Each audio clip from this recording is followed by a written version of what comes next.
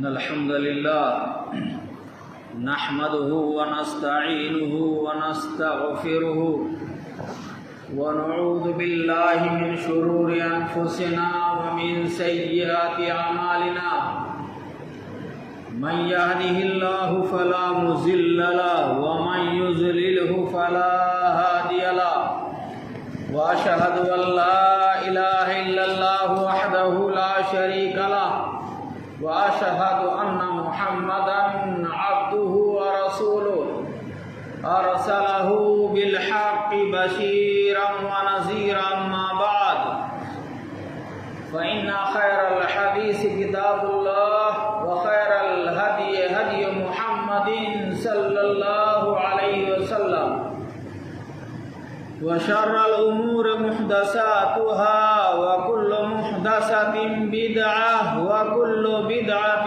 ضلالة وكل ضلالة في النار. فأعوذ بالله السميع العليم من الشيطان الرجيم. بسم الله الرحمن الرحيم. قاف والقرآن المجيد بل عجبوا أن جاءهم منذر منهم فقال الكافرون هذا شيء عجيب أإذا متنا وكنا ترابا ذلك رجع بعيد قد علمنا ما تنقص الأرض منهم وعندنا كتاب حفيظ بل كذبوا بالحق لما جاءهم فهم في أمر مريض. وقال الله تبارك وتعالى في موضع آخر إن للمتقين مفازا حدائق وعنابا وكواعب ترابا وكأسا دهاقا. قابل احترام بزرگوں، نوجوان دوستوں، احباب جماعت، محترم سامعین اور حاضرین جمعہ، اللہ رب العالمین کے احسانات ہم بندوں پر بے شمار ہیں. سورج، چاند، شمس و قمر، لیل و نہار، آسمان و زمین، آفتاب اور ماہتاب، جسم، روح، بیوی، بچے، صحت، علم، روزی، یہ ساری چیزیں اللہ تعالی کی طرف سے عطا کردہ قیمتی نعمتیں ہیں. اللہ رب العالمین کے احسانات ہم بندوں پر بے شمار ہیں. جیسا کہ اللہ رب العالمین کا ارشاد ہے وَإِن تَعُدُّوا نِعْمَةَ اللَّهِ لَا تُحْصُوهَا. اے میرے بندو، جو نعمتیں ہم نے تم کو عطا کی ہیں، جو احسانات ہم نے تم پر کیے ہیں، وہ بے شمار ہیں. اگر تم ان نعمتوں کو شمار کرنا چاہو، گننا چاہو تو گن نہیں سکتے. جب اللہ رب العالمین کے احسانات انگنت ہیں، بے شمار ہیں، نعمتوں جو اللہ نے ہمیں عطا کی ہیں وہ لامحدود ہیں، تو اللہ کا بندہ اور اللہ کی مخلوق ہونے کی وجہ سے ہماری ذمہ داری ہے کہ ہم اللہ کی حمد و ثنا بیان کریں. یہی اللہ تعالی مختار کل ہے، مالک کائنات ہے، مالک ارض و سما ہے. یہی رب العالمین بھی ہے اور یہی مالک یوم الدین بھی ہے، قیامت کے دن کا مالک. اس لیے ہر قسم کی حمد و ثنا اللہ کے لیے. الحمدللہ حمدا کثیرا طیبا مبارکا فی سبحان اللہ بحمدہ سبحان اللہ العظیم. اللہ رب العالمین کی ذات کے بعد اس روئے زمین پر سب سے مقدس اور پاکیزہ ذات اگر کوئی ہو سکتی ہے تو وہ انبیاء کی، نبیوں کی، رسولوں کی ہے. یہ سب اللہ تعالیٰ کے حقیقی قاصد اور پیغمبر ہیں۔ اللہ کا پیغام امت تک انبیاء نے منوان پہنچایا۔ انبیاء کے بھی احسانات امت پر بے شمار ہیں، اس لیے تمام انبیاء پر بے شمار ہم درود و سلام کا نذرانہ پیش کرتے ہیں۔ خاص طور پر نبیوں کے سردار، موصل انسانیت، در یتیم، قائد اعظم، نبی رحمت، در یتیم جناب محمد رسول اللہ صلی اللہ علیہ وسلم پر آپ کے ذریعے سے جو دین ہم کو ملا وہ سب سے بہتر دین، دین اسلام۔ جو آسمانی کتاب ہمیں ملی وہ عظمت والی کتاب، جو رشد و ہدایت کا سرچشمہ ہے، منبع ہے اور دستور حیات بھی ہے، جس کے ایک ایک حرف پڑھنے پر 10 نیکیاں ملتی۔ اس نبی کے ذریعے سے ہمیں سب سے قیمتی دولت توحید ہمیں ملی، جس کے بغیر کوئی بھی عمل اللہ کے ہاں قابل قبول نہیں ہو سکتا۔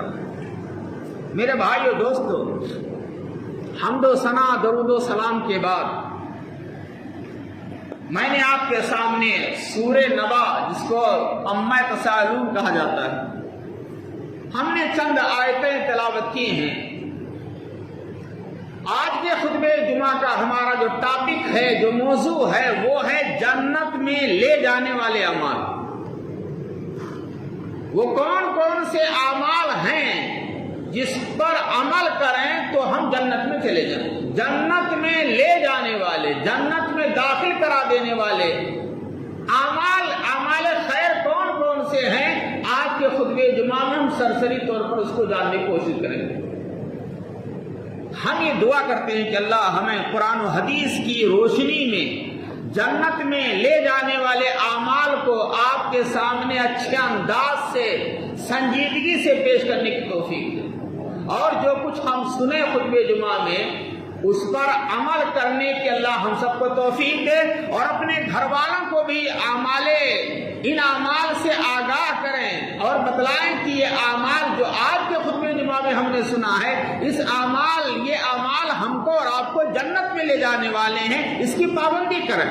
یہ ہم تبلیغ کریں، تلقین کریں اپنے گھر والوں کو، تاکہ خطبہ جمعہ کا جو مقصد ہے وہ حاصل ہو جائے۔ اللہ ہمیں توفیق دے۔ میرے بھائیو دوستو، یہ دنیا جو چمک دمک والی ہے، رنگینی ہے، اس دنیا کی کوئی حیثیت نہیں ہے،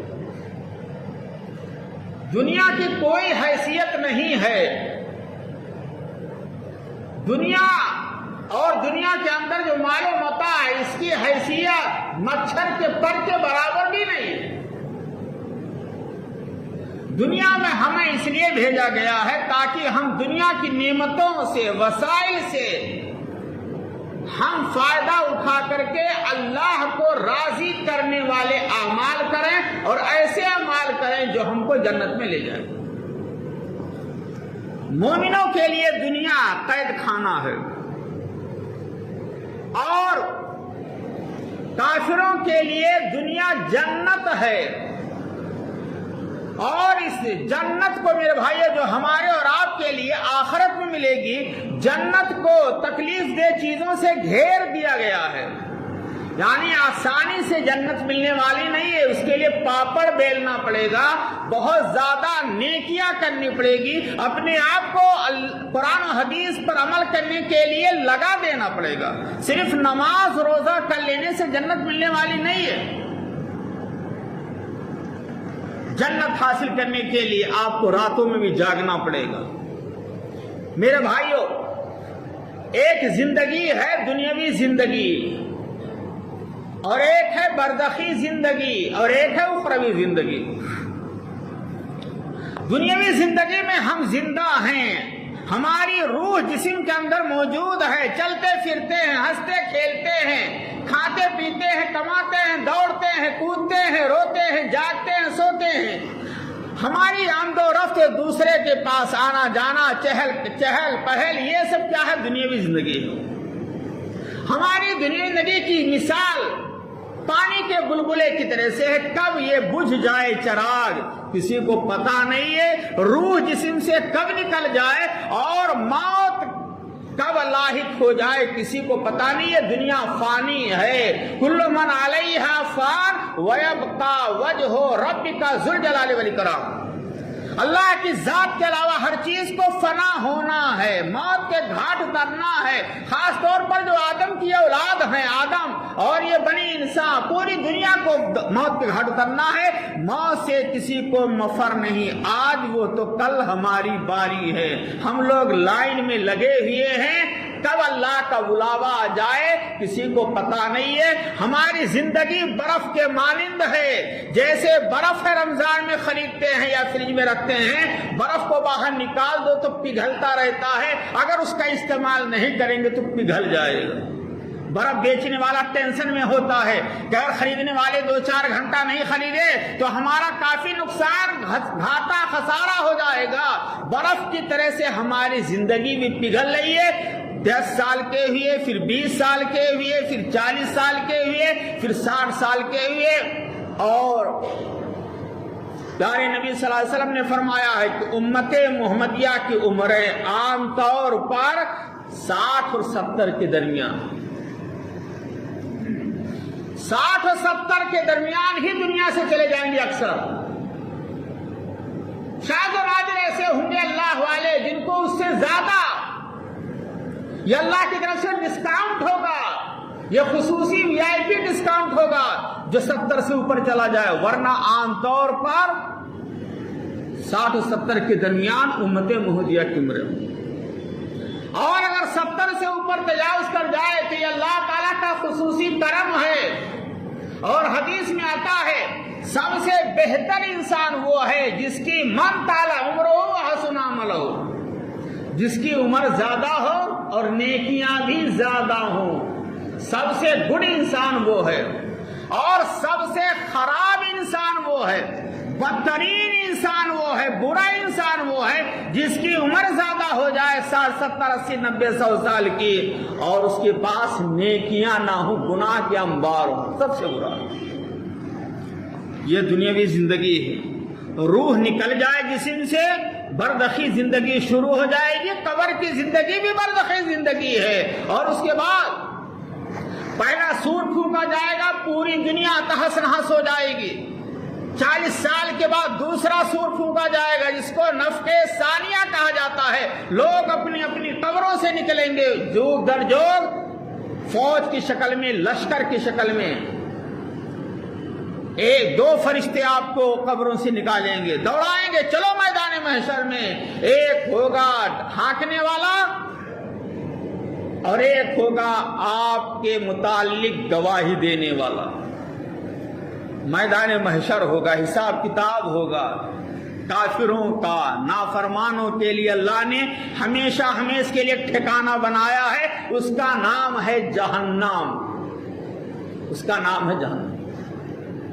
اور اللہ اور رسول پر ایمان لانے والے، اللہ و رسول کے احکام پر عمل کرنے والے، متقی پرہیزگار انبیاء، صلحاء، صحابہ، تابعین اور نیک لوگوں کے لیے اللہ نے ایک ہمیشہ ہمیشہ کے لیے ٹھکانہ بنایا ہے، اس کا نام ہے جنت۔ اس کا نام کیا ہے؟ جنت۔ جنت یہ ہمیشہ ہمیشہ کے لیے، اس کو جنت کو کئی ناموں سے پکارا جاتا ہے میرے بھائیوں۔ قرآن مجید میں کئی ناموں سے پکارا گیا ہے جنت کو۔ کہیں تو کہا گیا ہے دار السلام، کہیں مقام امین کہا گیا ہے، کہیں دار القرار کہا گیا ہے، کہیں پر جنات عدن کہا گیا ہے، کہیں جنات نعیم کہا گیا ہے، اور کہیں پر دار الاخرہ کہا گیا، آخرت کا ٹھکانہ۔ جنت، جنت کے معنی باغ کے ہوتے ہیں، جنت کی جمع جنات، چونکہ جو اللہ والوں کا ٹھکانہ ہوگا اس میں باغات ہی باغات ہوں گے۔ جنتی جب جنت میں چلے جائیں گے تو ہمیشہ ہمیشہ کے لیے رہیں گے، وہاں موت نہیں آئے گی۔ جنت میں جو محلات ہوں گے سونے چاندی کے اینٹوں سے بنے ہوئے ہوں گے، اور درجات ہوں گے اس کے اندر۔ جنت میں 8 دروازے ہوں گے، نماز پڑھنے والوں کے لیے باب الصلاۃ، خصوصی VIP گیٹ، اسی سے نمازی جائیں گے جنت میں۔ اور روزہ رکھنے والوں کے لیے باب الریان، آسودگی کا دروازہ، اس سے جائیں گے۔ اور جہاد کرنے والوں کے لیے باب الجہاد ہوگا، صدقہ کرنے والوں کے لیے باب الصدقہ ہوگا، توبہ کرنے والوں کے لیے باب التوبہ ہوگا، غصہ پی جانے والے کے لیے باب الغیظ ہوگا۔ اور بھی دروازے، جنت کے 8 دروازے، اور جو تمام صفات والا ہوگا اس کے لیے جنت کے 8 دروازے کھول دیے جائیں گے۔ جنت میں جنتیوں کو سونے چاندی کے کنگن پہنائے جائیں گے۔ جنتیوں کے لیے جنت میں نہریں ہوں گی، پانی کی نہریں، شراب کی نہریں، اور شہد کی نہریں، اور دودھ کی نہریں ہوں گی۔ سلسبیل بھی ہوگا، جیسا آپ چاہیں گے، شرابن طہورا۔ آپ کے لیے جنت کے اندر حورین بھی ہوں گی، نہایت خوبصورت، گوری چٹی، بڑی بڑی آنکھوں والی ہوں گی، اور آپ کی خدمت کے لیے معصوم بچے سونے چاندی کی طرح سے ہیرے جواہرات چمک رہے ہوں گے۔ نہ وہاں سردی، نہ گرمی، نہ بخار، نہ نزلہ، نہ زکام، نہ پیشاب، نہ پخانہ، نہ بلغم، کچھ بھی نہیں ہوگا۔ جنتیوں میں جنتی کی عمر 30 اور 35 کے درمیان ہوں گی، ہر شخص جوان ہوگا، اور ہر قسم کے پھل فروٹ ہوں گے۔ آپ جو چاہیں گے مل جائے گا، اور جو چاہیں گے مل جائے گا۔ اور جنت میں جو طبقے ہوں گے، درجات ہوں گے، دونوں درجات کے درمیان 100 سال کی مسافت کا فاصلہ ہوگا۔ 100 سال چلتے رہیے۔ اور جنت کا ایک معمولی پھل اگر دنیا میں بھیج دیا جائے، پوری دنیا کے لوگ دسترخوان پر اکٹھا ہو جائیں، وہ پھل کھاتے کھاتے بھی ختم نہیں ہوگا، اتنا بڑا ہوگا۔ اور آپ جو بھی پھل چاہیں گے، قطوفہا دانیہ، آپ جیسے منہ کھولیں گے آپ کے قریب، ہونٹ کے قریب آ جائے گا، اور جیسے کاٹیں گے دوبارہ پھر وہ پھل درخت میں آ جائے گا۔ آپ ذرا جنت کا تصور کرو میرے بھائیو۔ حدیث میں آتا ہے کہ جنت اللہ کی وہ عظیم نعمت ہے جس کو آنکھوں نے کبھی دیکھا نہیں ہے، کانوں نے کبھی سنا نہیں ہے، اور دل میں کبھی خیال ہی نہیں آیا ہے کہ جنت کیسی ہو سکتی ہے۔ ہمیشہ ہمیں اس کے لیے جنت، اللہ کے رسول صلی اللہ علیہ وسلم نے اسی لیے کہا تھا کہ اللہ کے بندو صبح و شام 3 مرتبہ جنت کا سوال کیا کرو، جنت مانگا کرو۔ اللہم انی اسألک الجنہ، اللہم انی اسألک الجنہ، اللہم انی اسألک الجنہ۔ اور 3 مرتبہ جہنم سے پناہ مانگو، اللہم اجرنی من النار، اللہم اجرنی من النار، اللہم اجرنی من النار۔ اے اللہ مجھے جہنم سے بچا، جہنم سے بچا، جہنم سے بچا۔ اے اللہ میں تجھ سے جنت کا سوال کرتا ہوں۔ اور پھر اللہ کے رسول نے یہ بھی فرمایا جنت مانگو تو جنت الفردوس مانگو۔ فردوس یہ جنت میں محلات میں سب سے اونچا محل ہے، فردوس۔ جنت الفردوس کا سوال کرو کہ اللہ مجھے جنت الفردوس عطا فرما۔ لیکن جنت الفردوس میں جانے کے لیے، جنت میں انٹری کرنے کے لیے کچھ شرائط ہیں، انہی شرائط کا نام ہے اعمال خیر۔ اگر وہ اعمال اپنائیں گے تو آپ جنت میں داخل ہوں گے، ورنہ نو انٹری۔ آئیے دیکھتے ہیں جنت میں لے جانے والے وہ اعمال کیا ہیں۔ پہلا عمل کیا ہے؟ ایمان۔ گویا کہ کوئی بھی کافر جنت میں داخل نہیں ہو سکتا۔ جنت یہ بنائی گئی ہے مومنوں کے لیے، جو ایمان لائیں گے، مومن ہوں گے، سچے مسلمان ہوں گے اور پکے مومن ہوں گے، ان کے لیے جنت۔ جو اللہ پر ایمان، دین پر راضی ہو جائے، خوش ہو کس پر؟ اللہ کو رب مان کر کے خوش ہو، رسول کو رسول، محمد کو رسول مان کر کے خوش ہو، اور دین کو، دین اسلام کو دین مان کر کے خوش ہو۔ پیارے نبی صلی اللہ علیہ وسلم نے فرمایا جنت میں لے جانے والے اعمال میں سے پہلا عمل یہ ہے کہ ایک مسلمان ایمان لا اللہ کو رب مان لے، محمد کو رسول مان لے اور دین اسلام کو اپنا سچا دین مان کے راضی اور خوش ہو جائے۔ ایسے شخص کے لیے جنت ہے جو یہ کہے رضیت باللہ ربا وبالاسلام دینا وبمحمد رسولا، کہ میں اللہ سے راضی ہوں رب ہونے کی حیثیت، رب تسلیم کرتا ہوں، اور محمد سے راضی ہوں رسول ہونے کی حیثیت سے آخری رسول مانتا ہوں، اور دین سے راضی ہوں دین اسلام سمجھ کر۔ اگر کوئی خوش ہے اللہ کو رب مان کر کے، محمد کو رسول مان کر کے اور دین اسلام کو اپنا سچا دین مان کر کے، اس کے لیے جنت ہے، یہ اعمال اس کو جنت میں لے جائیں گے۔ اللہ جنت میں لے جانے والے اعمال میں سے دوسرا عمل رسول اکرم کی اطاعت ہے۔ صحیح بخاری کی حدیث ہے، اللہ کے رسول صلی اللہ علیہ وسلم نے ارشاد فرمایا ہے، صحیح بخاری کی حدیث ہے، حدیث نمبر ہے 2797 یعنی 2797۔ آپ نے ارشاد فرمایا من اطاعنی دخل الجنہ، جو میری اطاعت کرے گا، رسول کی اطاعت کرے گا، فرما برداری کرے گا، رسول کے حکم کو تسلیم کرے گا، وہ جنت میں داخل۔ جنت میں لے جانے والے اعمال میں سے دوسرا عمل کیا ہے؟ رسول کی اطاعت کرنا۔ ہمیں اور آپ کو چاہیے کہ رسول کی اطاعت کریں، جہاں اللہ اور اللہ کے رسول کا فرمان آ جائے وہاں چو چرا کیلو کال نہ کریں۔ یہ نہ کہیں کہ مولانا کا تو کام ہے تقریر کرنا، چلانا، عمل کون کرتا ہے؟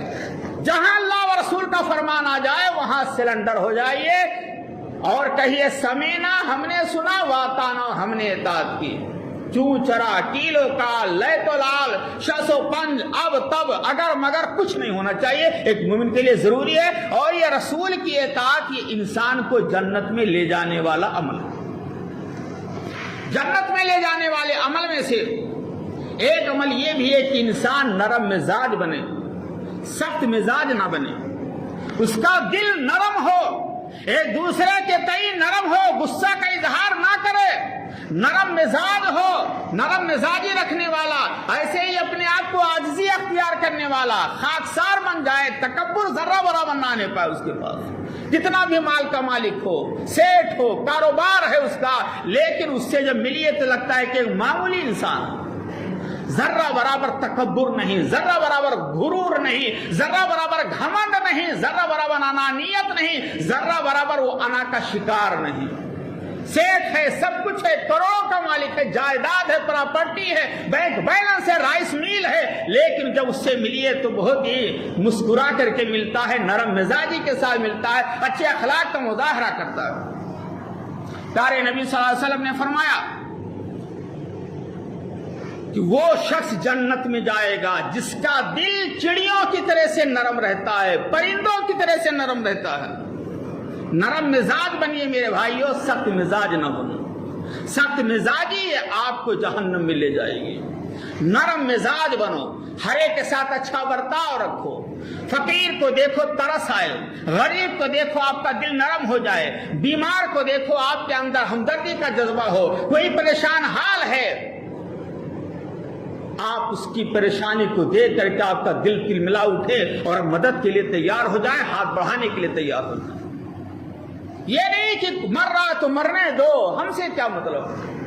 نرم مزاج رہنے والا، نرم مزاجی اختیار کرنے والا، عاجزی خاکساری اختیار کرنے والا جنت میں جائے گا۔ گویا کہ عاجزی، خاکساری، نرم مزاجی یہ انسان کو جنت میں لے جاتی ہے۔ یہ عمل بہت اچھا ہے۔ اللہ کے رسول صلی اللہ علیہ وسلم نے یہ فرمایا ہے، صحیح مسلم کی حدیث ہے، حدیث نمبر ہے 2840۔ ایسے ہی اللہ کے رسول صلی اللہ علیہ وسلم نے فرمایا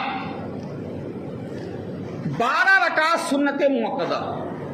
آپ جانتے ہیں کہ 5 وقت کی نماز فرض ہے، 12 رکعت سنت موقدہ ہے۔ فجر سے پہلے 2 رکعت، ظہر سے پہلے 4 رکعت، ظہر کے بعد 2 رکعت، مغرب کے بعد 2 رکعت اور عشاء کے بعد 2 رکعت، یہ کل 12 رکعت سنت موقدہ ہے، جس کو سنن رواتب کہا جاتا ہے۔ آپ نے ارشاد فرمایا، صحیح مسلم کی حدیث ہے اور حدیث نمبر ہے 728 728. آپ نے ارشاد فرمایا جس شخص نے 12 رکعت سنت مؤکدہ کی پابندی کی وہ مرنے کے بعد ضرور جنت میں جائے گا. 12 رکعت سنت مؤکدہ کی پابندی کرنا یہ انسان کو، یہ عمل ایسا ہے کہ ایسے انسان کو اللہ تعالیٰ جنت، ایسا عمل یہ انسان کو جنت میں لے جائے گا. یہ جنت میں لے جانے والے اعمال ہیں میرے بھائیوں. سنت مؤکدہ کی پابندی کیجیے اور کبھی کبھی گھروں پر بھی سنت مؤکدہ پڑھ لیا کریں تاکہ گھر بھی آباد رہے، ہمارا گھر شیطان کا اڈا نہ بننے پائے. ایسے ہی اللہ کے رسول صلی اللہ علیہ وسلم نے ارشاد فرمایا کہ شرمگاہ کی حفاظت کرنا، زبان کی حفاظت کرنا یہ بھی جنت میں لے جانے والا عمل. آپ نے ارشاد فرمایا، صحیح بخاری کی حدیث ہے اور صحیح مسلم میں بھی حدیث ہے، صحیح مسلم میں حدیث نمبر ہے 1313. آپ نے ارشاد فرمایا من یضمن لی ما بین لحییہ وما بین رجلیہ اضمن لہ بالجنہ. جو مسلمان مجھے 2 چیزوں کی ضمانت دے دے، زبان کی، شرمگاہ کی، کہ میں غلط یوز نہیں کروں گا، شرمگاہ کی حفاظت کی ضمانت اور زبان کی حفاظت کی ضمانت، کہ میں زبان سے گالی، زبان سے غیبت، زبان سے چغلخوری، زبان سے جھوٹ، زبان سے جھوٹی قسم، زبان سے لعنتان، الزام تراشی، یہ سب نہیں کروں، مذاق نہیں اڑاؤں گا، زبان کو صحیح استعمال کروں گا اور شرمگاہ کی حفاظت کروں گا، اپنی بیویوں کے لیے استعمال کروں گا، غیر پر استعمال نہیں کروں گا، بدکاری اور زناکاری کے قریب نہیں جاؤں گا. جو مسلمان 2 چیزوں کی ضمانت دے دے، زبان کی اور شرمگاہ کی، اس کی حفاظت کروں گا، اللہ کے رسول فرماتے ہیں میں اس کے لیے جنت کی ضمانت دیتا ہوں کہ شرمگاہ کی حفاظت کرنے والا اور زبان کی حفاظت کرنے والا یہ جنت میں داخل ہوگا مرنے کے بعد.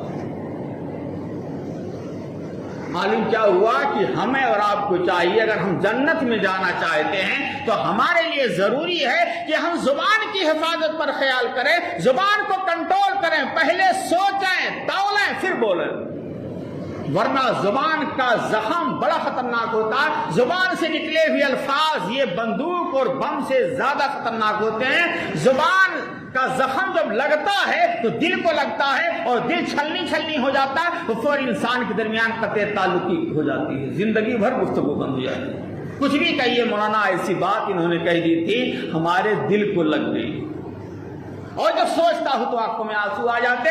اس لیے مجلسوں میں بھی سوچ سمجھ کر گفتگو کرنی چاہیے، اپنی آواز تیز نہیں کرنی چاہیے. اگر غصہ آئے اچھی بات ہے لیکن ذرا اچھے انداز میں کہنا چاہیے.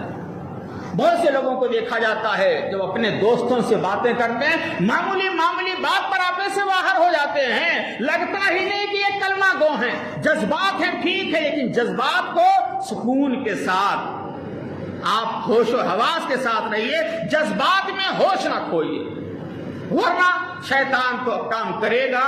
شیطان تو چاہتا ہی. ایسے ہی جنت میں لے جانے والے اعمال میں سے وضو کے بعد 2 رکعت نماز پڑھنا.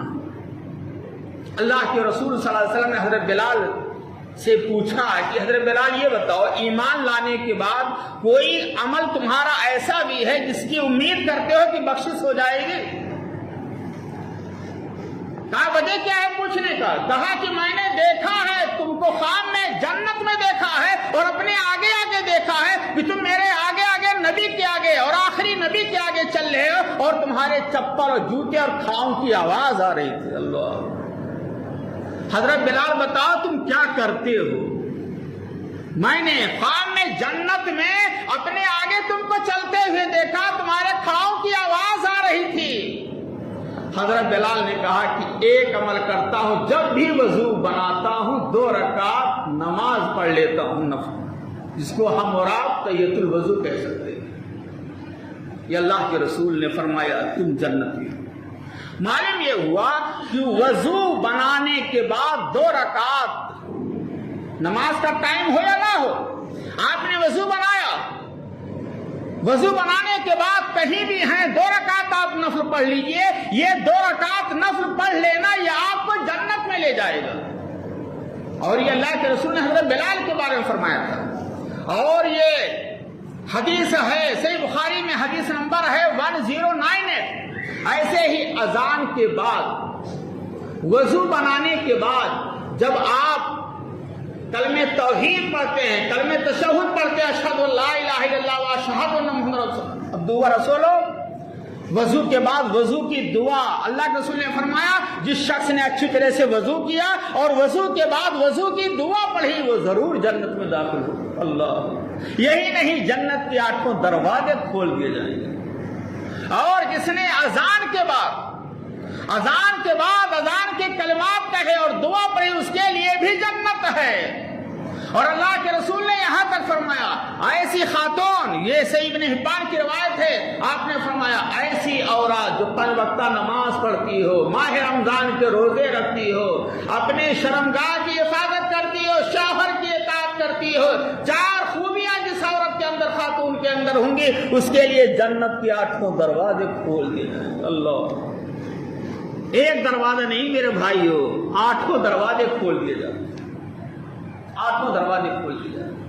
ایسے ہی اللہ کے رسول صلی اللہ علیہ وسلم نے ارشاد فرمایا پڑوسی سے حسن سلوک کرنا، پڑوسی کے ساتھ اچھا برتاؤ رکھنے سے بھی آپ جنت میں جائیں گے، یہ عمل آپ کو جنت میں لے جائے گا۔ ایک صحابی آتے ہیں اور کہتے ہیں کہ اللہ کے رسول ہمارے پڑوس میں ایک عورت ایسی ہے جو نماز پڑھتی ہے، روزہ رکھتی ہے، زیادہ مالدار نہیں ہے، غریب ہے، لیکن زبان پہ کنٹرول رکھتی ہے، بس زبان نہیں ہے، اپنے پڑوسن کو اپنی زبان سے تکلیف نہیں دیتی ہے، حسن سلوک کرتی ہے۔ اللہ کے رسول نے فرمایا فہیا فی الجنہ، یہ عورت جنت میں جائے گی، اگرچہ زیادہ صدقہ خیرات نہیں کر پاتی ہے لیکن پڑوسی کے ساتھ اچھا سلوک ہے۔ ایسے ہی اللہ کے رسول صلی اللہ علیہ وسلم نے فرمایا والدین کی خدمت کرنے والا، والدین کی اطاعت کرنے والا بھی جنت میں جائے گا۔ والدین کی اطاعت کرنا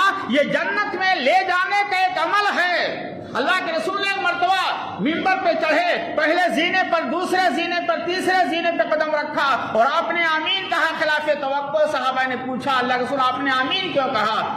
آپ نے بتایا تھا، اس میں ایک جواب یہ بھی دیا تھا پہلے زینے پہ قدم رکھا تو حضرت جبریل نے کہا وہ شخص ناکام نہ مراد ہو جائے جو رمضان کا مہینہ پا کر کے اپنے گناہوں کی بخشش نہ کر سکے۔ میں نے کہا آمین۔ دوسرے زینے پہ قدم رکھا، جبریل نے کہا جو آپ پہ درود و سلام نہ بھیجے آپ کا نام آنے پر وہ بھی ناکام، میں نے کہا آمین۔ تیسرے زینے پہ جب قدم رکھا تو جبریل نے کہا تھا جو لڑکا اپنے والدین کو پا جائے اور والدین کی خدمت کر کے، اطاعت کر کے، حسن سلوک کر کے جنت نہ خرید سکے وہ بھی ناکام، میں نے اس پر آمین کہا تھا، بددعا کی۔ تو معلوم کیا ہوا کہ والدین کی خدمت کرنے والا، اطاعت کرنے والا یہ جنت میں جائے گا۔ والدین کی خدمت اور اطاعت کرنا بھی یہ جنت میں لے جانے کا عمل ہے۔ ایسے ہی اللہ کے رسول نے ارشاد فرمایا یتیم کی کفالت کرنے والا، صحیح بخاری کی حدیث ہے، آپ نے فرمایا انا وکافل یتیم فی الجنہ، میں اور یتیم کی کفالت کرنے والا، پرورش کرنے والا جنت میں جائے گا۔ یتیم آپ جانتے ہیں جو نابالغ بچہ ہے، باپ کا انتقال ہو گیا، وہ یتیم ہو گیا، چچا کی حیثیت سے آپ کفالت کرتے ہیں، بڑے خوش نصیب ہیں۔ یا آپ کسی رشتہ دار کو جو یتیم ہے اس کی کفالت کی ذمہ داری لے لی، آپ کیا ہیں انا وکافل یتیم فی الجنہ، پیارے نبی نے فرمایا میں اور یتیم کی کفالت کرنے والا جنت میں ایک ساتھ ہوں گے، نبی کی رفاقت حاصل ہو جائے گی۔ جیسے 2 انگلیاں ہیں وہ شبک بین اصابع، آپ نے انگلیوں کو ملایا اور کہا جیسے دونوں انگلیاں قریب ہیں، نبی کی رفاقت حاصل ہو رہی ہے جنت میں، کس وجہ سے؟ یتیم کی کفالت کرنے کی وجہ سے۔ ایسے ہی اللہ کے رسول صلی اللہ علیہ وسلم نے فرمایا کہ مریض کی عیادت کیا کرو، مریض کی عیادت کرنا یہ جنت میں لے جانے والا عمل ہے۔ اور اللہ کے رسول نے فرمایا تھا، صحیح مسلم کی حدیث ہے، جو شخص کسی مریض کی عیادت کرتا ہے تو جب تک وہ عیادت کرتا رہتا، مریض کے پاس بیٹھا رہتا یا موبائل سے حال چال پوچھتا رہتا، رابطے میں رہتا، تب تک وہ جنت کا پھل چننے میں لگا رہتا، گویا کہ جنت میں لے جانے والے اور بھی بہت سے اعمال ہیں میرے بھائیوں۔ انشاءاللہ دوبارہ خطبہ جمعہ میں باقی اعمال کا تذکرہ کیا جائے گا، کیونکہ خطبہ جمعہ کا وقت مختصر ہوتا ہے۔ آئیے ہم سب مل کر کے دعا کریں کہ پروردگار ہمیں دنیا میں قرآن و حدیث کے مطابق زندگی گزارنے کی توفیق دے۔ اللہ رب العالمین ہمیں ان اعمال بد سے بچا جو اعمال جہنم میں لے جانے والے ہیں۔ اللہ ہمیں ان اعمال کی بھرپور توفیق دے انجام دینے کی جو اعمال ہم کو جنت میں پہنچانے والے ہیں۔ اللہ ہمیں رسول کی اطاعت کرنے کی توفیق دے۔ اللہ ہمیں زبان کی حفاظت کرنے، شرمگاہ کی حفاظت کرنے کی توفیق دے۔ اللہ ہمیں پڑوسی کے ساتھ، والدین کے ساتھ، ایک دوسرے مسلمانوں کے ساتھ حسن سلوک کرنے کی توفیق دے۔ اللہ ہماری ذات کو دوسروں کے لیے مفید اور کارآمد بنا۔ اللہ رب العالمین ہمیں ان اعمال سے بچا جو تیری ناراضگی کا سبب بنتے ہیں، جو جہنم میں دوری کا سبب بنتے ہیں۔ اللہ رب العالمین ہمیں اعمال خیر کی بھرپور توفیق دے اور جنت کا سوال کرنے کی توفیق دے، جس کے بارے میں نبی نے فرمایا ہے کہ صبح و شام تین بار جنت کا سوال کیا کرو۔ اے اللہ ہمیں یہ دعا صبح و شام تین بار پڑھنے کی توفیق دے۔ اللہم انی اسألک الجنہ، اللہم انی اسألک الجنہ، اللہم انی اسألک الجنہ۔ اے اللہ جنت کو حاصل کرنے کے لیے اور تجھ کو راضی کرنے کے لیے جو بھی کٹھنائیاں، مشقتیں، پریشانیاں آئیں، اللہ سب کو جھیلنے اور مشقتوں پر صبر کرنے کی اللہ توفیق دے۔ اللہ ہم سب کو شرک سے بچا، بدعت سے بچا، منکرات سے بچا، نفاق سے بچا، گناہ کبیرہ سے بچا، صغیرہ سے بچا، برے اخلاق سے بچا۔ اللہ رب العالمین ہمیں حقوق اللہ، حقوق العباد دونوں کو ادا کرنے کی توفیق دے۔ اللہ ہمیں جنت میں جانے اور جنت کے حصول کی طرف ہمارے دلوں میں پیدا کر دے، اور جنت کی نعمتوں کو حاصل کرنے کے لیے ہمیں زیادہ سے زیادہ متقی، پرہیزگار اور حلال و حرام میں تمیز کرنے والا متقی بنا دے۔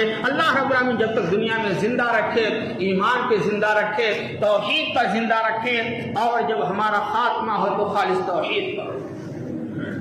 بارک اللہ لنا ولکم فی القرآن العظیم ونفعنی وإیاکم بالآیات والذکر الحکیم، انہ تعالی جواد کریم ملک برؤوف رحیم۔